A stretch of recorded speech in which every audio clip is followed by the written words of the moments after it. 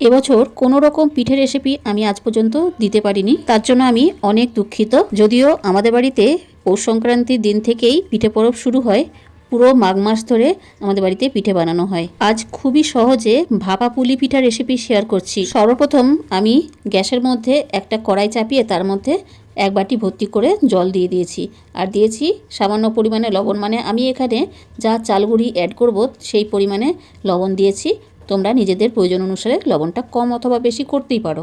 ঠিক যেই মুহূর্তে জলটা ফুটতে শুরু করবে সেই মুহূর্তে আমরা এর মধ্যে চাল গুঁড়ি অ্যাড করছি।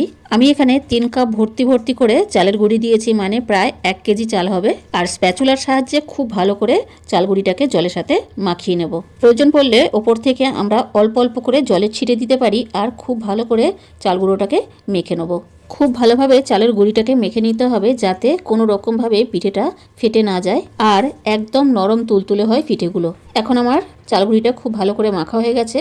এটা আমরা এক সাইডে রেখে দিয়ে কিছু নারকেল ভেঙে নিয়েছি। এখানে 3টে নারকেল আছে, সব নারকেলগুলোকে কুড়িয়ে নিয়েছি। আমি এই পিঠেগুলো বানিয়েছিলাম পৌষ সংক্রান্তির দিনে, তবে খুব ব্যস্ততার কারণে কোনো রকমভাবেই আপলোড করতে পারিনি। এখন কোরানো নারকেলগুলোকে একটা কড়াইয়ের মধ্যে দিয়ে দিলাম, আর দিলাম বেশ কিছুটা গুড়। এটা নারকেলের পুর তৈরি করব, সেই কারণে এখানে আমি হাফ কিলো পাটালি গুড় ব্যবহার করেছি। তোমরা যে কোনো গুড় ব্যবহার করতে পারো, আখেরও গুড় ব্যবহার করতে পারো।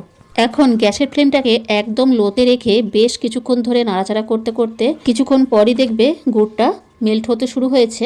এই অবস্থায় নারকেলের পুরটাকে ক্রমাগত নাড়াচাড়া করতে হবে, যাতে কোনো রকমভাবে নিচে লেগে না যায়। নারকেলের পুরটা নিচে পোড়া লেগে গেলে কিন্তু একদম বাজে হয়ে যাবে। এখন এই অবস্থায় নারকেলের পুরটা খুব সুন্দর চিটচিটে হয়ে গেছে, নারকেলের পুর রেডি হয়ে গেছে। এদিকে দেখো, চালের আটা মাখা থেকে অল্প একটু ডো নিয়ে একটা ছোট বাটি তৈরি করে নেবো, আর মাঝখানে নারকেলের পুরটা দিয়ে মুখটাকে খুব ভালো করে সিল করে দেবো। তোমরা যেরকম ইচ্ছা সেরকমই ডিজাইন করতে পারো। এখানে দেখো বেশ অনেকগুলো পিঠে তৈরি হয়ে গেছে। আমি এবার স্টিলের ফুটো থালার মধ্যে সব সাজিয়ে দিচ্ছি, আর এটাকে স্টিম করে নেবো। 20 থেকে 25 মিনিট খুব ভালোভাবে ভাপিয়ে নিলে তৈরি হয়ে যাবে আমাদের ভাপা পুলি পিঠা। তোমরা কোন কোন পিঠে খেতে পছন্দ করো কমেন্টের মাধ্যমে অবশ্যই জানিও।